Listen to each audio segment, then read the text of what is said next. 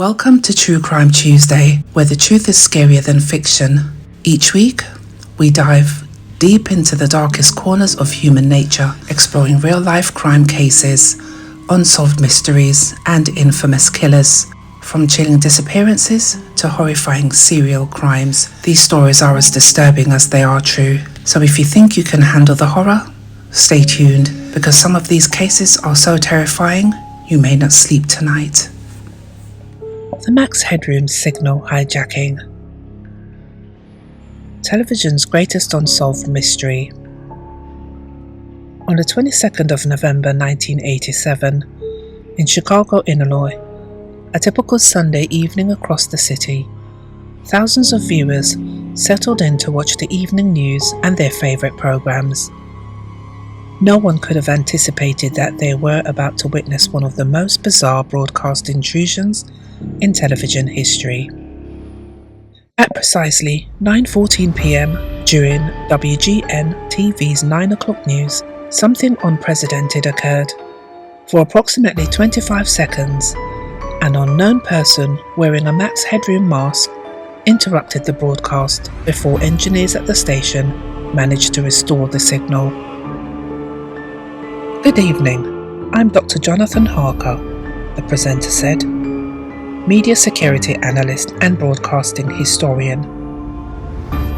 "What you've just witnessed is the beginning of what would become known as the Max Headroom signal hijacking incident, a case that remains unsolved to this day, nearly 4 decades later.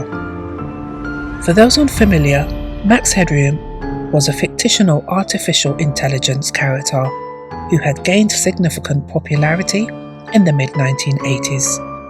Originally created for British television, the character was portrayed by actor Max Headroom and featured distinctive stuttering speech patterns and a computer-generated background.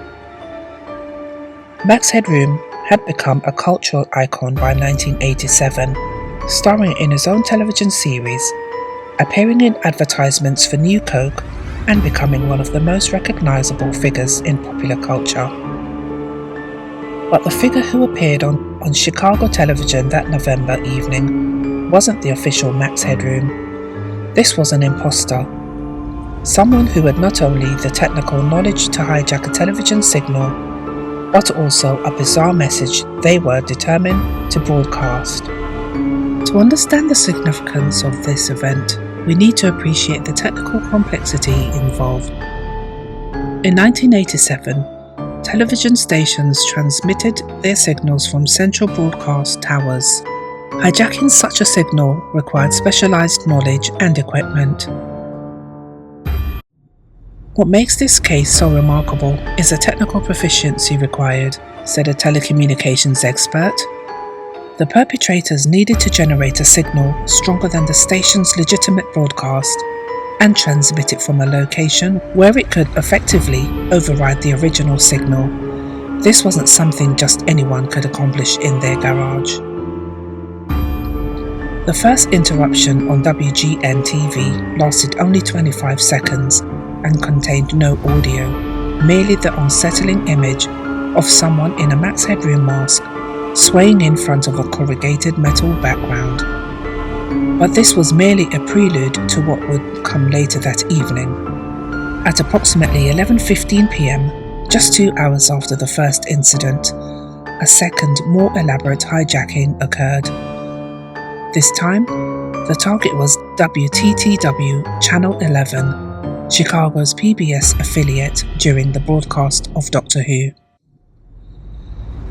This second intrusion lasted nearly 90 seconds and, unlike the first, included audio.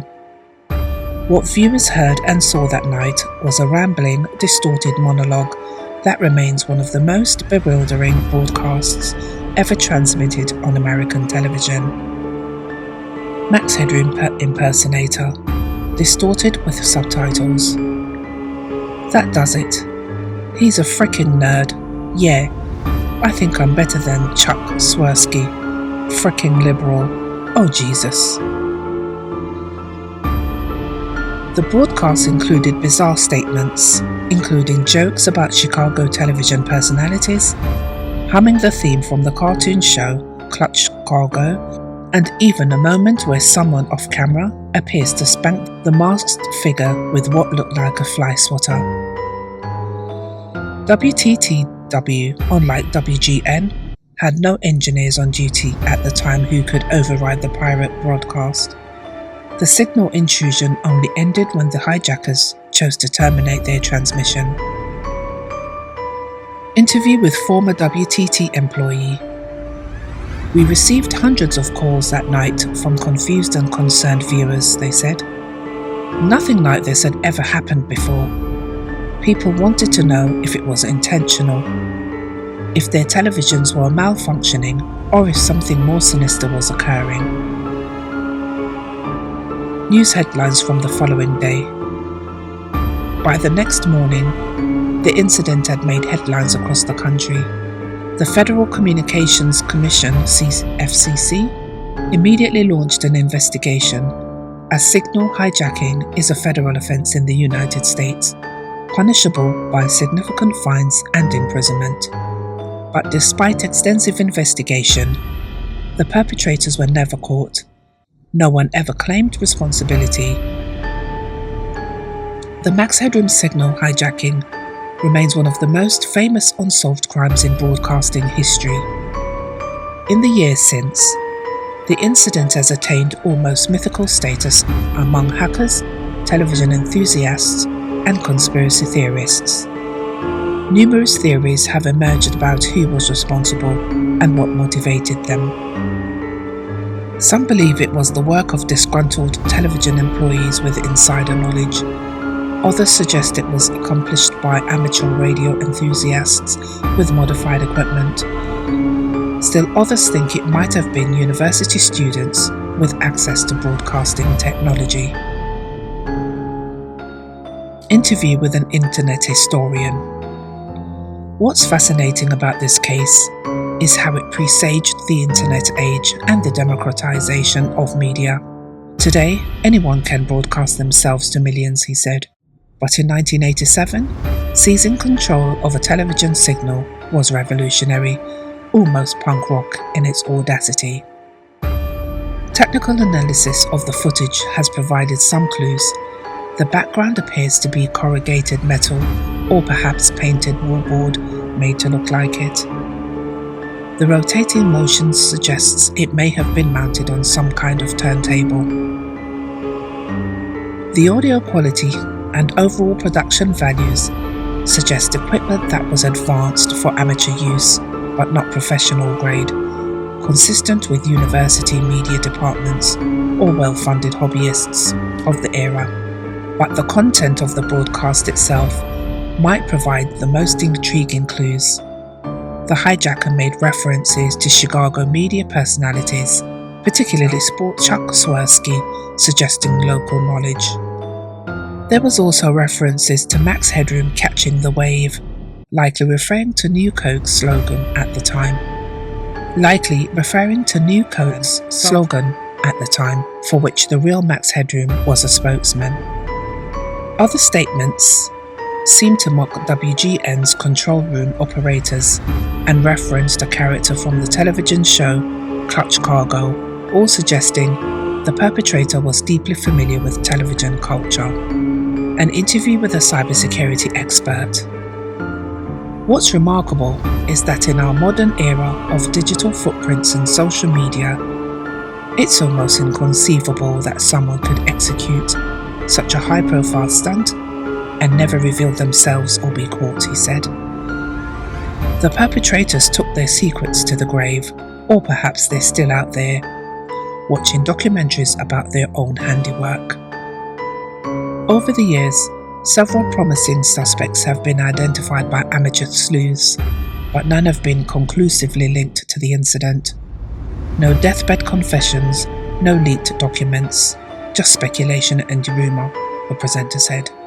The Max Headroom incident wasn't the first broadcast intrusion. In 1977, a voice claiming to be an alien from the Galactic Command interrupted a British news broadcast on Southern television. In 1986, Captain Midnight hijacked HBO's satellite signal, to processed encryption policies. But the Max Headroom hijacking stands apart for its elaborate nature, its apparent lack of clear motive, and its enduring mystery. It remains perhaps the most famous case of signal hacking in television history. In today's world of digital broadcasting, elaborate security protocols, and encrypted signals, a similar hijacking would be exceedingly difficult, though certainly not impossible. Modern hijackers target streaming services, websites, and social media platforms rather than broadcast signals. Interview with a modern broadcasting engineer. The move to digital broadcasting has created different security challenges, he said, but the days when someone could simply overpower a signal with a stronger transmission are largely behind us. Today's systems employ multiple layers of encryption and authentication that would have seemed like science fiction in 1987. The legacy of the Max Headroom incident extends beyond broadcasting, the presenter said. It has inspired countless references in popular culture, from episodes of The Simpsons to the hacker aesthetic in films like Mr. Robot.